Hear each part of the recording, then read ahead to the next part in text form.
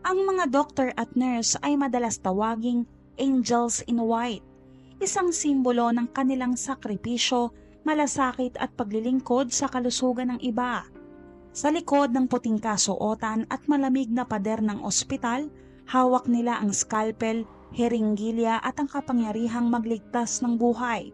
Kaya't sa mata ng marami, sila ay mga bayani. Ngunit paano kung ang isang angel in white ay tuluyang lamunin ng bisyo? Sa likod ng mga ngiti at puting uniforme, isang nurse ang unti-unting binalot ng utang, galit at pagkalulong sa sugal. Hanggang isang araw, naging kasangkapan ng isa sa karumal-dumal na krimen na yumanig sa buong China. Sabay-sabay nating alamin ang masalimuot na kwento ng nurse na si Li Fengping.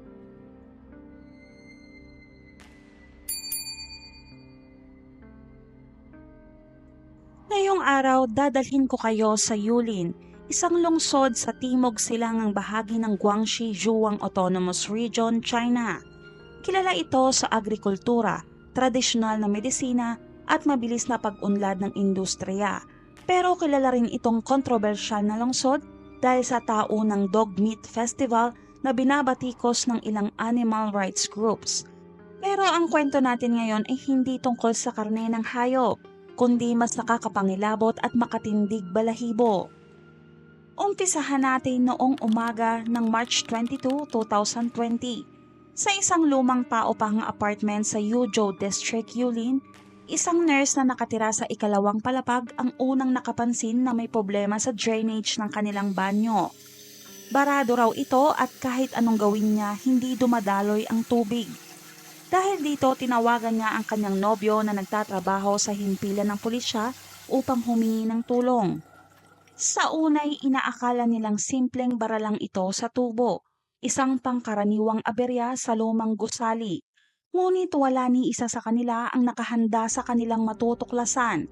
Agad nilang tinawag ang kanilang landlord at sinimulan nila ang paglilinis ng drainage. Isa-isa nilang hinukay ang laman ng tubo. Pero ilang sandali lamang nagulantang sila dahil hindi lang basta dumi o basura ang laman nito. Mula sa loob ng drainage pipe, isa-isang lumabas ang mga piraso ng parang karne pero maliliit na hiwa ng karne na parang nilaga. Biglang natahimik ang paligid. Lahat ng naroroon ay napatingin sa isa't isa, halos hindi makapaniwala sa kanilang nakikita.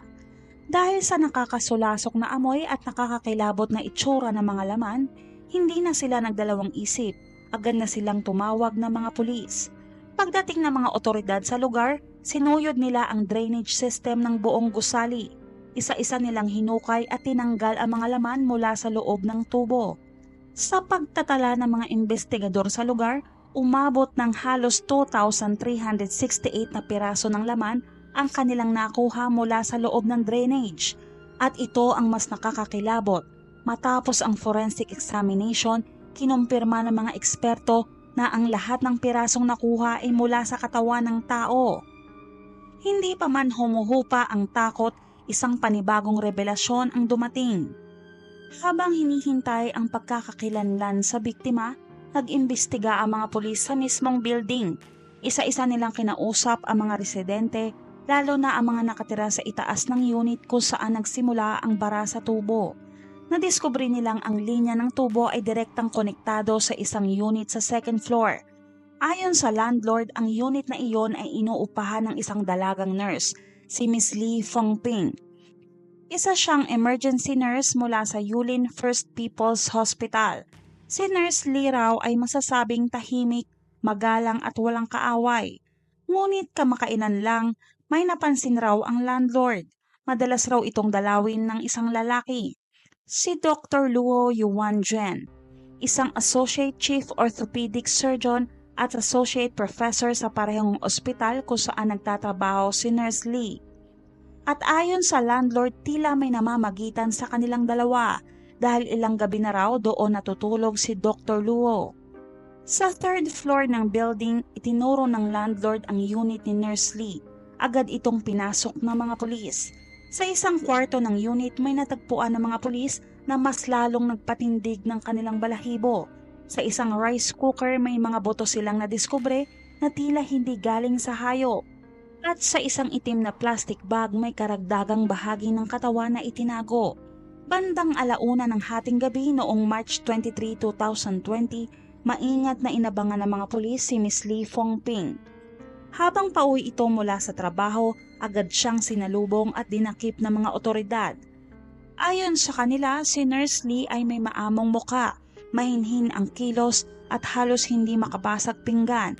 Kaya't noong una hirap ang mga pulis na paniwalaan na kaya niyang gawin ng isang karumal-dumal na krimen. Para mas maintindihan ng lahat, kilalanin natin si Nurse Lee Fongping at ang masalimuot na kwento ng kanyang buhay hanggang humantong sa isang malagim na krimen. Si Lee Fongping ay ipinanganak noong 1995 sa isang mahirap na pamilya sa isang liblib na village sa Bobay, Guangxi, China. Sa kabila ng mga pagsubok, nagsikap si Lee sa kanyang pag-aaral.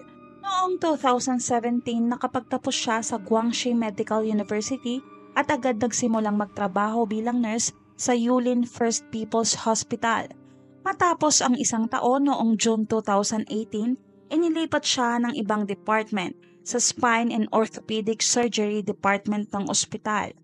Isang gabi habang naka-duty, ipinakilala kay Nurse Lee ng isang kapwa nurse ang isang online game na tinatawag na Lucky Airship.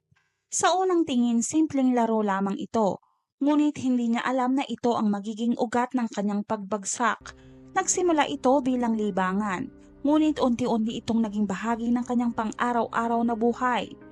Sa kalauna, naging labis ang kanyang pagkahumaling, hindi na mahalaga kung matalo basta't makapaglaro.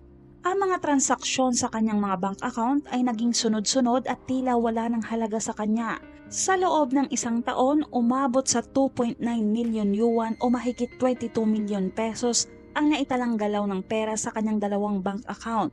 Isang napakalaking halaga para sa isang nurse na halos 2 taon pa lang nagtatrabaho. Imposible itong bayaran, lalo na't lampas ito sa kabuoang halaga ng kanyang sahod. Sa gitna ng kanyang desperasyon, nagdesisyon siyang mangutang upang ipagpatuloy ang pagsusugal, umaasang manalo siya at mabayaran ang kanyang mga utang. Kilala si Nurse Lee bilang matalino, masayahin at masipag, isang empleyadong may mabuting reputasyon sa ospital. Dahil dito, hindi nagduda ang kanyang mga katrabaho nang simulan niyang manghiram ng pera sa maliit na halaga na agad naman niyang binabayaran kapag sumasahod. Ngunit ang tila simpleng sistema ng revolving fund ay naging simula ng kanyang unti-unting pagkalubog sa utang. Ang totoo nito, palihim na nahuhumaling si Nurse Lee sa pagsusugal at habang lumalaki ang kanyang pagkakautang, lumalalim din ang kanyang adiksyon. Noong July 2019, nalaman niyang may loan limit na 30,000 yuan ang China Bank para sa mga medical staff. Dahil dito, nakiusap siya sa ilang batang nurse na gumamit ng kanilang pangalan upang umutang para sa kanya. Gumagamit siya ng mga palusot gaya ng pagpapagamot sa ina na may sakit o pagbili ng bahay. Nakalikom siya ng malaking halaga, ngunit hindi niya na ito nabayaran. Sa halip, lalo pa siyang nalubog sa malalaking utang. Lumabas sa investigasyon na may hawak din siyang bank card na ginagamit niya sa online lending platforms na karamihan ay may mapang-abusong interest rate na higit sa 36%. Sa loob lamang ng 6 na buwan, tambak na ang kanyang mga utang mula sa iba't ibang online sources. Pagsapit ng October 2019, dahil wala ng ibang malapitan, nagdesisyon si Nurse Lee na mag-message sa WeChat ni Dr. Luo Yuanjuan, ang Deputy Chief ng Orthopedics sa kanilang ospital. Tinanong niya kung maaari siyang mangutang ng 200,000 yuan o mahigit 1.5 million pesos. Si Dr. Luo ay 51 years old, may asawa at isang anak na babae na nasa high school. Kilala siya sa ospital bilang isang taong may kaya sa buhay. May BMW na SUV at palaging maayos ang pananamit. Hindi nagtagal, agad na pumayag si Dr. Luo na ipahiram ang halagang hinihingi ni Nurse Lee. Ngunit may kapalit raw ito, basta sumunod si Nurse Lee sa lahat ng gusto niya. Nagkasundo silang magkita sa isang high-end na hotel malapit sa ospital. Ayon kay Nurse Lee, iyon na ang araw na pinaka-nakapanlumo at tuluyan ng pabago sa takbo ng kanyang buhay. Pagpasok pa lang niya sa kwarto, naabutan na niyang hubot-hubad si Dr. Luo na tila handa na kung anuman ang kapalit ng pera. Nadama ni Nurse Lee ang matinding pagkasuklam.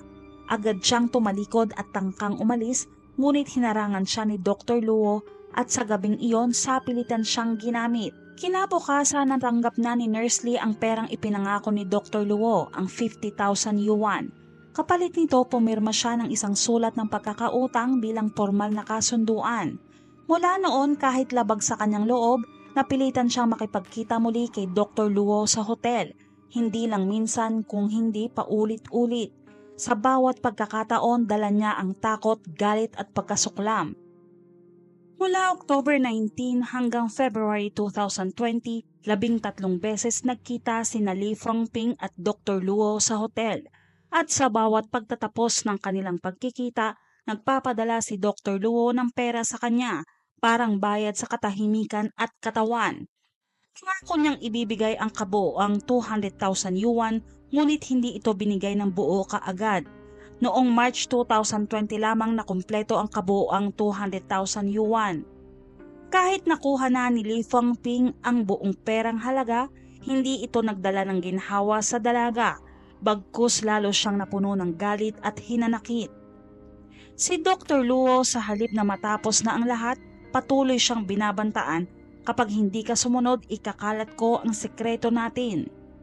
Sisiguraduhin kong hindi ka na makakapagtrabaho sa ospital. Idinagdag pa nito na may koneksyon siya sa mga pulis at prosecution office, kaya kahit magreklamo si Lee Fengping, hindi raw ito mananalo. Para kay Nurse Lee, isang babaeng galing sa simpleng pamilya sa probinsya na pinaghirapan at pinangarap makapasok sa ospital, napakahalaga ng trabahong ito. Takot siyang mawala ang lahat, takot din siya baka pati pamilya niya ay madamay kung lalaban siya. Sa sobrang desperasyon at kawalang pag-asa, pumasok na sa isip ni Nurse Lee ang wakasan ang sarili niyang buhay. Isang huling takas mula sa bangungot na tila walang katapusan. Pagkatapos ng bagong taon ng 2020, 3 beses siyang nagtangkang wakasan ang kanyang buhay.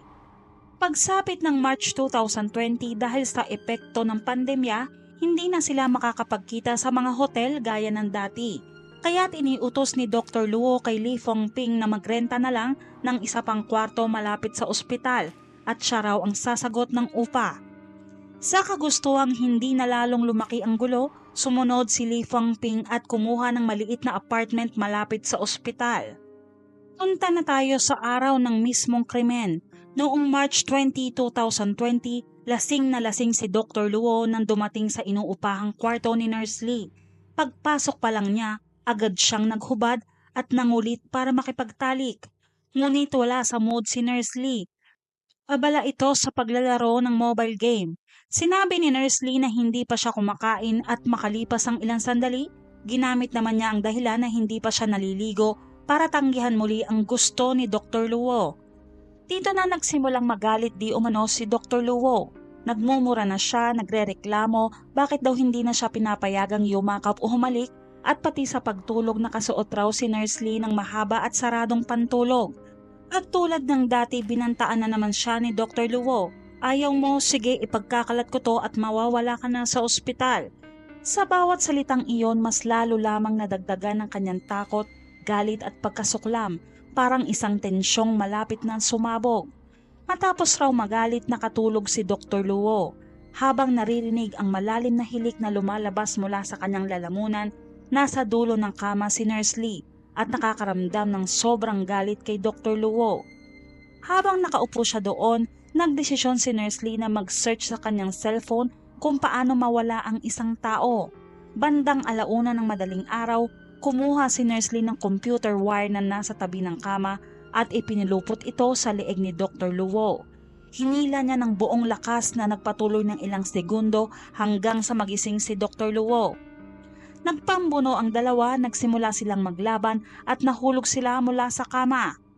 Ngunit hindi tumigil si Nurse Lee, patuloy niyang hinila ang wire at ginugol ang bawat sandali, desidido siyang tapusin ang kanyang pagdurusa.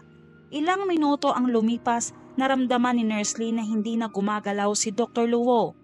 Hinawakan niya ito sa leeg at parang wala na itong buhay. Sa takot at pagkalito, sinubukan niyang magbigay ng CPR pero walang nangyari. Matapos tiyakin ang kanyang pagkamatay, gamit ang mga fingerprints ni Dr. Luo, Binuksan ni Nurse Lee ang Alipay nito at nag-transfer ng mahigit 98,000 yuan papunta sa kanyang bank account.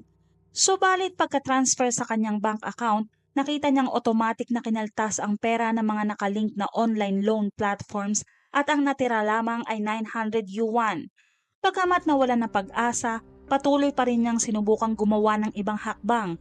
Dito na kinuha ni Nurse Lee ang half-body photo ni Dr. Luo, pati na ang mga larawan ng mga bank card at ID card at sinubukan niyang gamitin ang mga ito para mag-apply ng loan.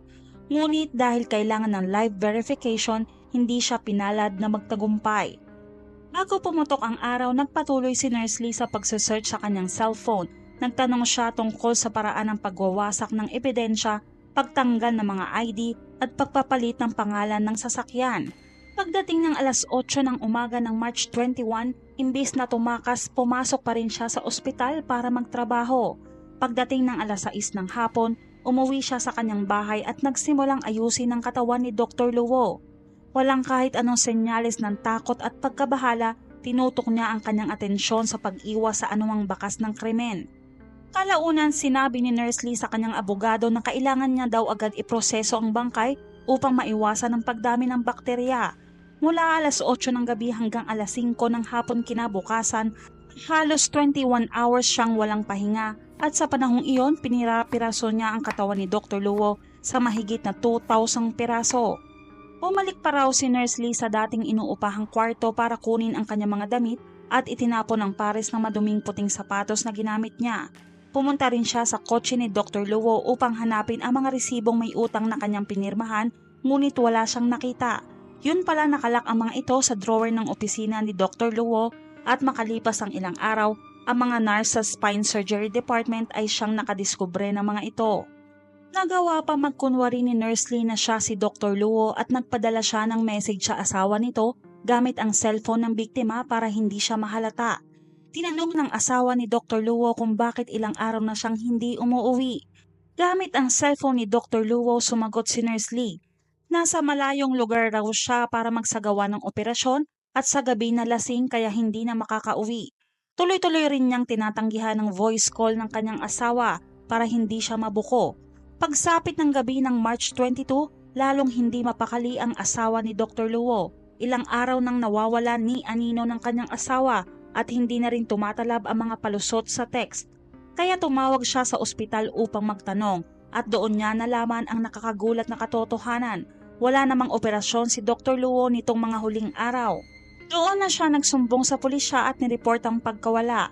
Isang report na sa kalaunay magiging susi sa pagputok ng isang karumal-dumal na krimen.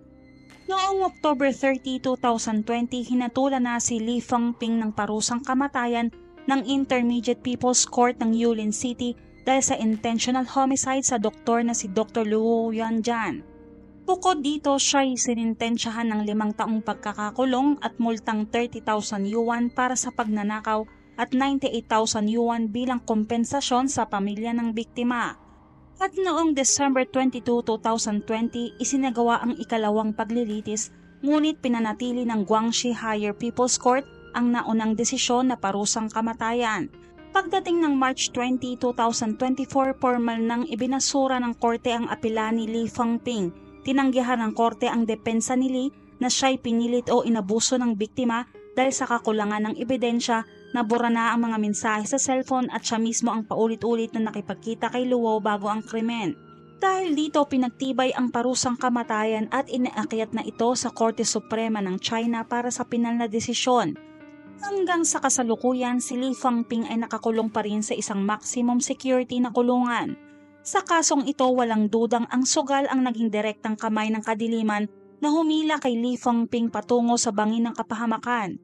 Mula sa isang masipag at maayos na nurse, unti-unti siyang binalot ng kasinungalingan, pagkakautang at desperasyon hanggang sa tuluyan malugmok sa isang krimeng yumanig sa buong bansa. Dito na nagtatapos ang ating kwento.